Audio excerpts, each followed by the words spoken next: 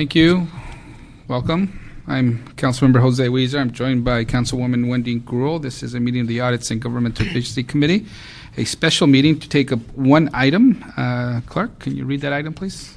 Item number 1 is a discussion relative to the policy issues around proposed ballot measures to allow City Controller to perform performance audits of programs overseen by citywide elected officials. Thank you very much. And I called this special meeting prior to hearing this matter that will be in council tomorrow. And as the Audits Committee, I wanted to ensure that a very important item such as this comes through this committee and get its full vetting. It did go through rules, but I wanted to ensure that this committee at least had a chance to discuss this before it goes to committee. Can we have someone from the CLA's office, please, to present this item, please?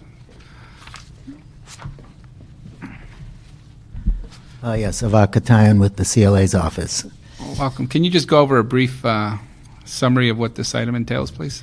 Okay, this item is the result of an apparent disagreement that arose when the controller wanted to do a performance audit of the workers' compensation program administered by the city attorney. There was a disagreement as to whether the controller has the authority under the charter to audit other elected officials.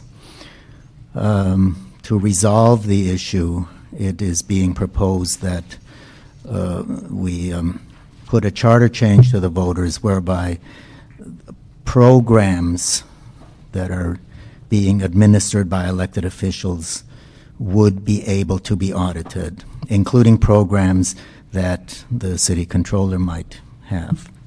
And so the proposal is that will solve the issue, because while on the one hand it is it may be considered undesirable or improper to have one elected official audit another elected official, there is an essential need to be able to audit certain programs that are not necessarily the core functions of the elected official.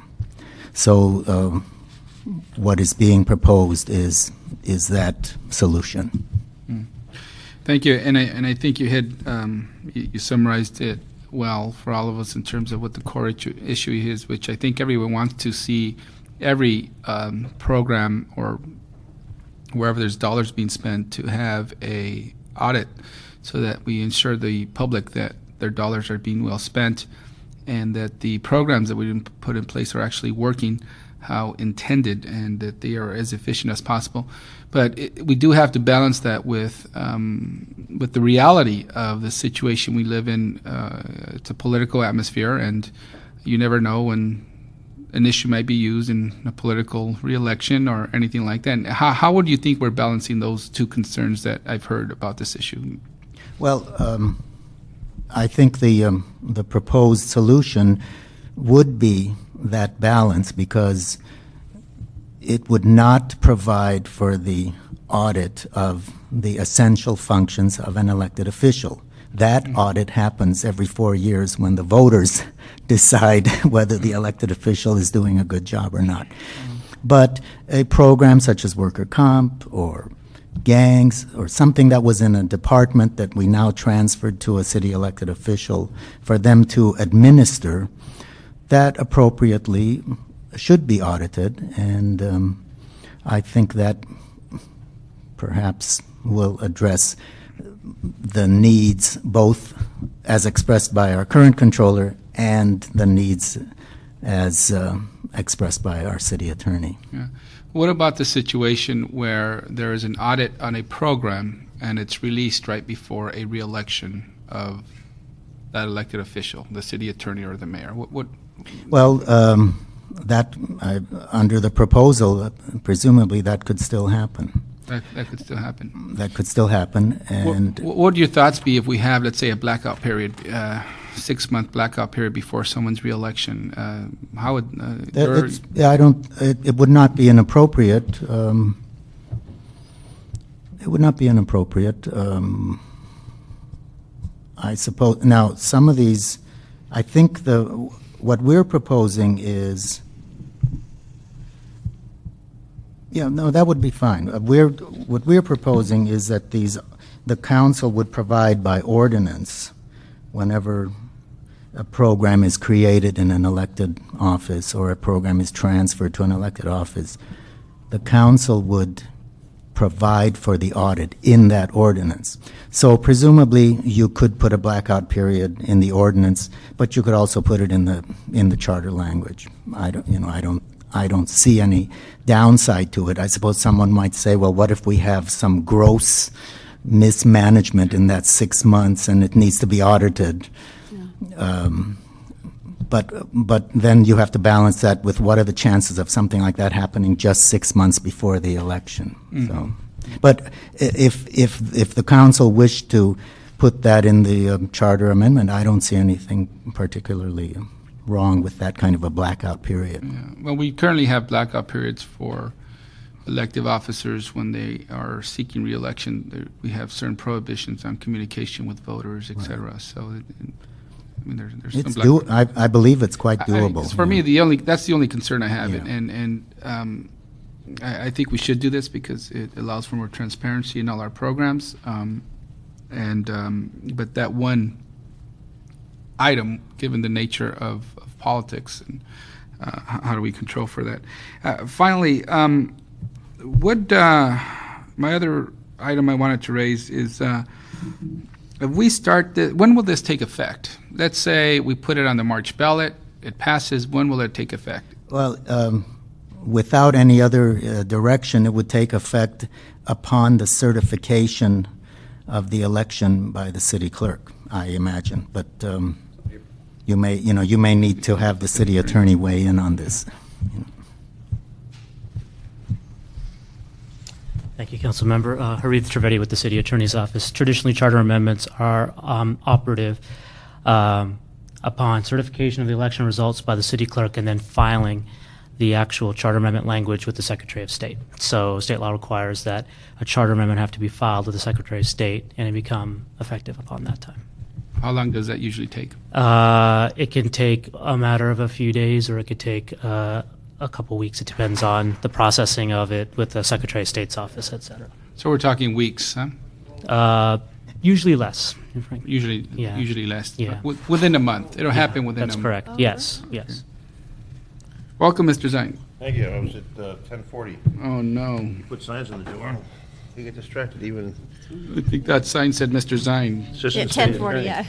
Yeah, We both were looking at the wrong. Very sorry about that. So sorry for delay. Okay, so that happens within. Okay, and finally, I know there's a provision in here that asks that the controller's office can also be audited. Who would do that audit, or what is the intent of that? CLA's report has a provision in there now that Yeah. is added in Rules Committee, I believe.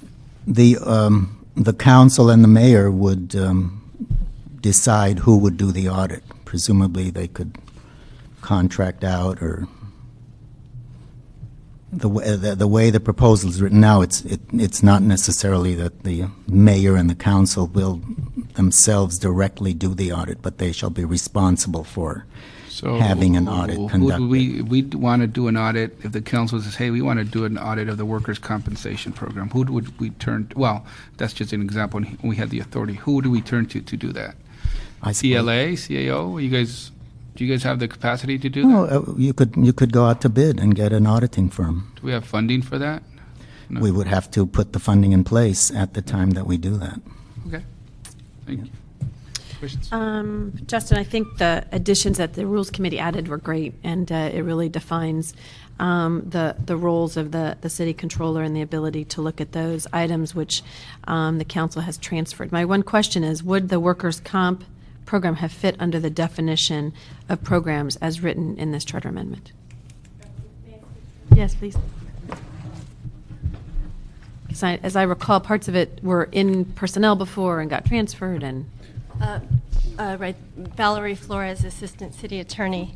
The workers' compensation unit in our office is composed of deputy city attorneys and their supervisors, and they report up in a direct chain of command line of supervision to the city attorney. The only thing they do is legal work. They were taken in-house. They used to be handled by outside counsel. But our office does not see a workers' compensation case until it's already in litigation. So our view was there's a whole program in other city departments, personnel primarily, and then we also have a third-party administrator who handles certain aspects of sworn workers' compensation cases. But our office handles only the non-sworn litigation cases. And so we would say that's part of the city attorney's office's core function, which is to manage the lawyers in the office. And if, but the controller can still do financial audits Correct. of anybody. Correct. Okay. And there is one other issue I would just like to raise. The current proposal is to allow the controller to audit elected offices. And so there would be a gap in the charter as to appointed offices. And so I didn't know if that was something council intended to include or did not intend to include. We have concerns if you intend to include appointed offices that because of the independence of the Ethics Commission, that might not be sort of a city-appointed office. It could be audited, but we'd just like some direction on that. I'm going to be drafting the charter amendment, so I would like to get some clarification from council on that issue. Was that raised in the Rules Committee at all? No. The item was passed before we even had a chance to speak. And what type of, more or less, do we know how many programs are under the appointed offices? Is there a lot of them? Well, I think the appointed offices have more matters that might be defined as programs under the current proposed definition. Okay. But we just need some direction. Did you intend to include appointed offices? Currently, the CAO can audit appointed offices. So if your intent is to still leave that function only in the CAO's office and not give the controller any audit authority over appointed offices, we just need to know. Yeah, that. concern of it being other than ethics being a Right. concern? Well, just some clarity so that there isn't any sort of a dispute in the future because of a language issue about whether that's possible.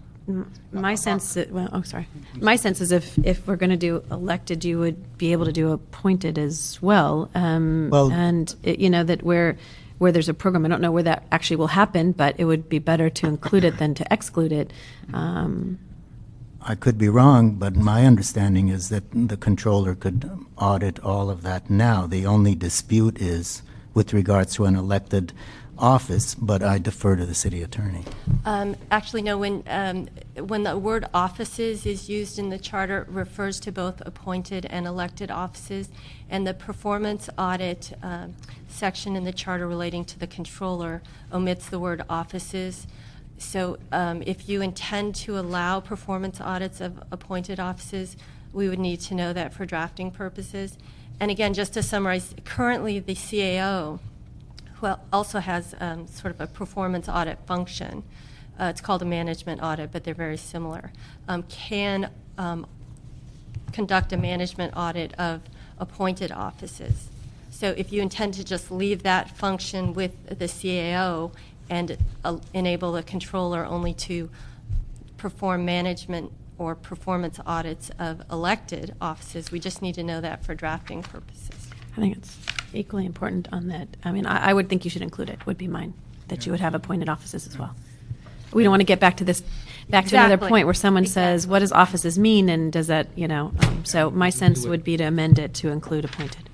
Well, we could send a report. I assume we're going to approve this and send it to council tomorrow, which has a hearing tomorrow, that we amend it from this committee to include appointed offices as well. Mm-hmm. And Avak, if you could do us a favor, I know this is a quick job, but if you could provide us with some information prior to tomorrow's council meeting as to what sorts of programs would fall under the appointed offices that would now be under the purview of the controller to audit. Yeah, it might be one, might be 100, but I don't know about 100, but might be one, might be 30 or so. Are proprietary departments included? There's Proprietary a water? separate provision in the charter that deals with audits of proprietary departments, and there's a regular cycle. It's sort of a scheduled audit. But What about could you- police? What about police Can I and just fire? add, that if the, with the proprietary departments, could you audit the appointed as well? Offices? oh. With the current language? If Well, the- DWP is a proprietary, if, I'm saying if the DWP is a proprietary department, Yes. and you currently have the authority to audit, the controller has the authority to audit the DWP, would you be able to audit, the appointed positions of that, or the appointed body? Oh, the term appointed offices is defined in the charter to include, for example, the city clerk. It doesn't have anything to do with the proprietaries. The proprietaries are considered departments controlling their own funds. When I'm talking about appointed offices, I mean like this, for example, the city clerk. Unlike most department heads, the city clerk can only be appointed and removed with the consent of council. Most of the other department heads, as you know, the mayor can appoint subject to council confirmation, but can remove without council. Anyone other than the city clerk that fits in that category? I have a question about the treasurer. I think the treasurer is like a quasi-appointed How about a office. box? Yeah, let me, actually, it says in the charter, so let me find the section. My understanding is that the controller can audit the city clerk now, so I'm not quite sure, and I'm not quite sure what the, financial as well as any program that they're operating. Yeah, the appointed offices are the CAO, the city clerk, and the Office of Finance, which is now the treasurer, I believe. No, they're two separate. Treasurer is separate than the Office of So Finance. that's in Charter Section 201. But we do not believe... In that case, I definitely yeah. think you should ask. We did not believe under the charter that the controller currently has the legal authority to do a performance audit on appointed offices, but the CAO specifically is given management audit authority over the appointed offices. And one thing I wanted to make clear here, my staff reminded me that this is a hearing, but for informational purposes, we're not actually acting on anything today. Is that correct? Yes, sir. So we really can't direct any report out of this. We would have to make an amendment tomorrow. Okay. Well, why don't we intend to make that amendment to include appointed offices tomorrow? Well, Avak, if you could draft a motion We'll prepare a motion. on behalf of the three, that doesn't violate any Brown Act, right? On behalf of the three council members here. And if you could provide us separately from that, the information as to who are those appointed offices and what possible programs would fall under the definition of this new ordinance. So we can know what programs we're talking about. Just have that information handy. And then what's the protection, because I've heard the comment you made on the news, where a controller would do something not out of spite, but out of, what term you used? I forgot what word I used. It was hatchet job? Hatchet job. The hatchet job, that's what it was. What safeguards are there so it's not a hatchet job? Which was a great comment. It got my attention. Hatchet job. Well, there's two protections. There would be the ability of council to cut off funding. And then by limiting the audit function to only programs and not the core functions, that would provide some additional protection in the sense that a controller couldn't come into an elected office and say, you're not serving your constituents well, or you're not managing city departments effectively, or you're mishandling your core. So under these guidelines, there's that protection. Yes. But my concern was, as I mentioned earlier before you arrived, Mr. Zine, was right before an election, you released a report criticizing an elected official. Let's say it's the mayor's gang reduction programs that he now has under his jurisdiction. I'm just, Or the school program. or a school program, a partnership for school, whatever it is, or, the city attorney's, whatever. Right before a real election, the controller, if they're at political odds with one another, I'm just kind of creating a scenario that may or may not exist. they release a report criticizing their programs. And as much, even if it's a very legitimate report, I think the media would have, they like to be critics, and they're going to use it, and it would just create a scenario by which would give one elected official over another a tool to probably use that for political purposes rather than transparency and good government. So that's a possibility. I'm not saying that will happen, but it is a possibility. So I proposed I threw out the idea of perhaps having a 6-month blackout period before re-election, that any of these performance audits could be released. But I don't know if that might have, I'm not even sure I'm convinced of that. It's just an idea. And I would think that right now the charter, the charter amendment to keep it clean, but as Avak said, there's an ordinance that if you transfer something, and one of the ideas is if you transfer a program, i.e. the mayor's gang units, at the time that you would use that ordinance to transfer it, you would you could potentially include language in there. I'm not sure, 6 months, whatever it may be, or a month before, or something that, there'd be some notification, but we could work that out later on.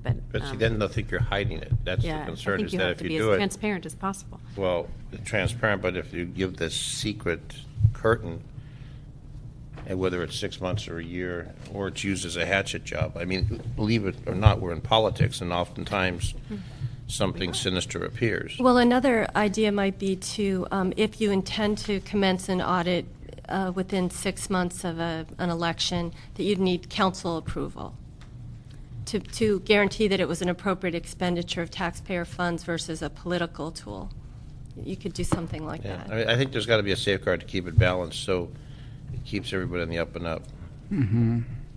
And when you didn't have the term limit, it didn't seem to be a situation, but now it could be used as an advantage situation. And we want it transparent, we want it safe, and we want it open and not abused. Yeah, council approval seems right. I mean, that intrigues me, because at one level, I mean, what council wouldn't want to support transparency and review of programs, right? It'd be hard to say no to the public. Oh, we're not going to review that.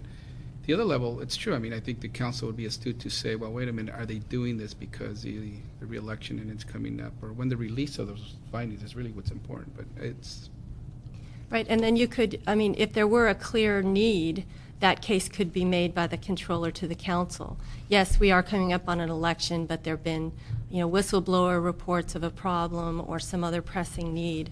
But there would at least then be a safeguard in terms of the motivation and the need. Mm-hmm. Okay. Anything else?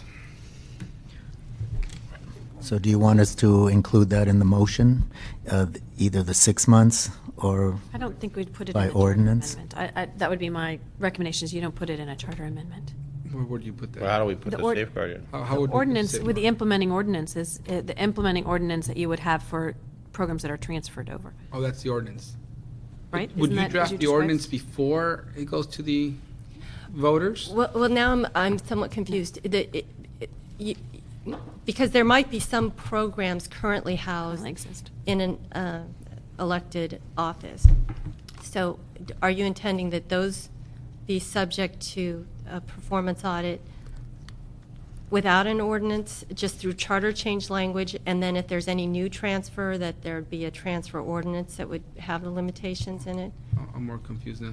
The question is, let's say we agreed that the blackout period, we want to put a blackout period that the controller wouldn't be able, or the mayor and the council can't do an audit of the controller 6 months prior to a re-election.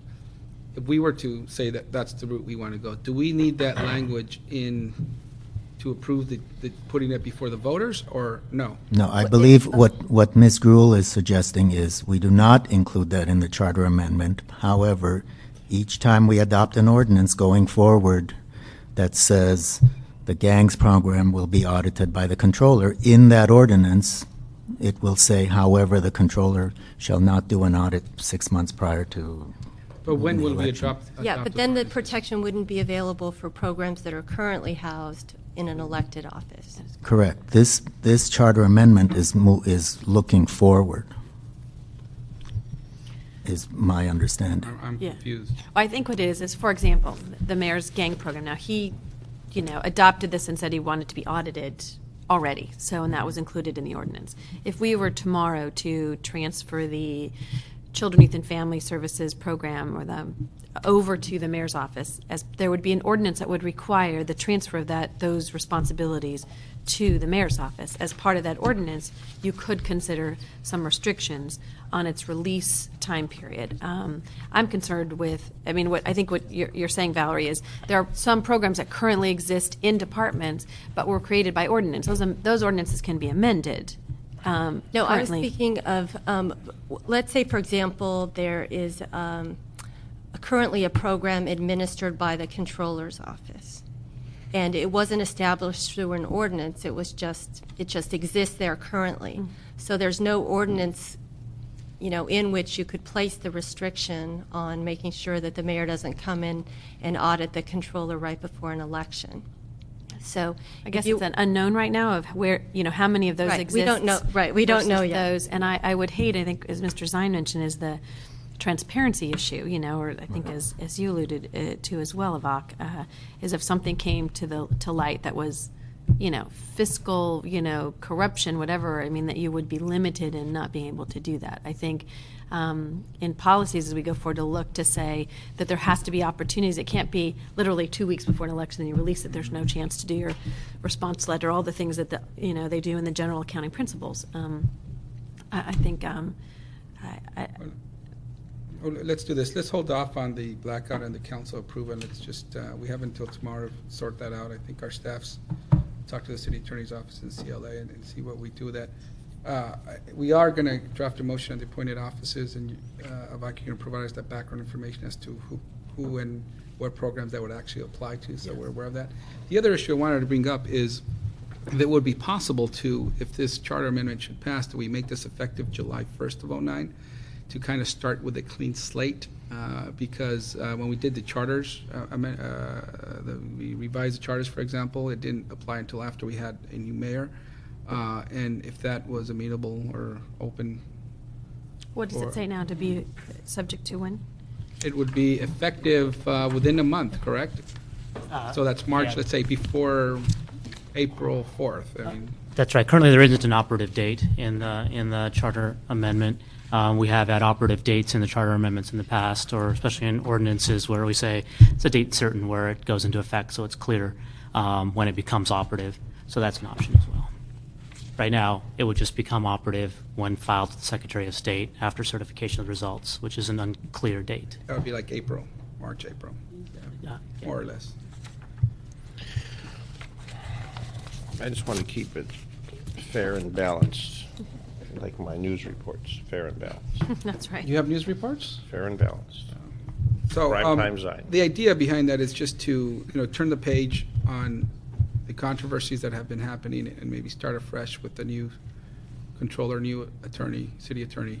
That's the idea, but I'll talk to staffs and makers of the motion, see if that's something we could put in a motion tomorrow as well. Just we can't take any action on that today, but the one direction you do have, Avak, is about if you could do the motion on the appointed offices. The appointed offices. And should there be some type of a time frame or a mandate that certain audits be conducted versus at will, at whim, that the controller do certain performance audits on some type of a schedule versus, I feel like auditing the mayor's gang program. Well, I feel like auditing this community program. I feel like auditing what Dunn is doing. Should there be some type of a schedule or some type of a process versus the controller says, I feel like this, I feel like that, without any kind of a focus other than, I just feel like doing that today. To like the police department, they do drug testing at random of officers, and it's a random process. So you may get tested, you may not. But if there was some type of, not a schedule to say every January, February, March, but to have some type of flexibility, but at the same time have some standard, because maybe the controller could say, I don't want to audit anything, versus the necessity or the mandate. And I don't know how the controller figures what to audit anyway. Is there a criteria? Is there established? Yeah, If you can explain that, and maybe how this would fall into that. Ferris Safari, Controller's Office. Controller use what we call a risk assessment methodology. Is a 3 layers risk assessment methodology used to identify what to audit, and what activity to audit, what program to audit. This is done on an annual basis. All departments are put into a pot, if you may say that. We apply established risk criteria. We rank risk every department in terms of the highest risk to the lowest. Now, when you talk about risk, you're talking about what type of risk? Liability Is risk? it like financial risk, expenditure risk, revenue risk, known problems, prior audit results. We have about 9 categories of established risk that apply to, for example, to decide to audit LAPD or done this year. It's not that controller would suddenly decide, I want to audit LAPD. There is a process to go to decide. Okay. And that is done on annual basis and then decided based on, and it's done by the professional staff of controller by audit division and presented to the controller on an annual basis. She reviews, she approves, and that's how the audit is generated. With regard to putting requirement in ordinance, you could put that in the ordinance. That require every 6 months, every year, a specific program to be audited. We have some ordinance-driven audit. For example, the treasurer's cash and investment is an ordinance-driven audit that a controller is supposed to do an annual review. You can have the same thing in terms of programs. Okay, so there is a formula that's already established. Yes. But there's no formula established for this new category we're entering. Yes, there is. The one that I described to you. Would apply to this consists of, also? Yes, audits, including performance, financial, and program audits So it would apply across the board? across the board, yes. Okay. And you understand my concern is that there be some type of a standard process. Yes, yeah, Versus- we have that. This process is in place. Okay. Like the controller doesn't like this department or that department, and I'm going to go after that. I got a ticket, so I'm going to go after the police department, or my house burned down, I'm going to go after the fire department. Yeah, with regard to Or safeguard. I don't like the city attorney, except I like Pete. Yeah, I mean, with regard to audit process. And Valerie, too. Wait, I was gonna And say- Valerie, too, and Valerie, too. All right, no, that was just a concern that we had. Has the police department, well, I guess they just had an audit on the DNA. They had an audit on DNA. They had an last year audit of fiscal operation. It's a huge department. Generally, they get a lot of audit attention, and that's one of the criteria we use. The dollar expenditure spent for any department. Okay, excellent. No, the controller does a great job. I'm not in any way criticizing. I just wanted to make sure that we have something established since we're coming up with something new Yes, to we do. cover it all. Thank you. And I think, just to clarify, at the end of the day, this does call for elective offices, and tomorrow we will put forward a motion to include appointed offices. But elective offices, since council members do not have any programs under them, it really is only going to apply to the mayor and the city attorney and the controller now, because I think the Rules Committee added the controller. So that's really what we're looking at, is really citywide officers, correct? Correct, although in the future, we may have some council offices that operate a program. If I may add, with regard to the revised language, a program is defined as any activity, entity, function which has established goals and objectives. It is the definition of program that is defined under Government Accountability Office and GASB. So it's not like per se a typical program. It is an activity, it is a function. If you establish some goals and objective, falls under the category of program and is subject to audit. Okay. Okay, perfect. Do I have anything like that right now? Let's see.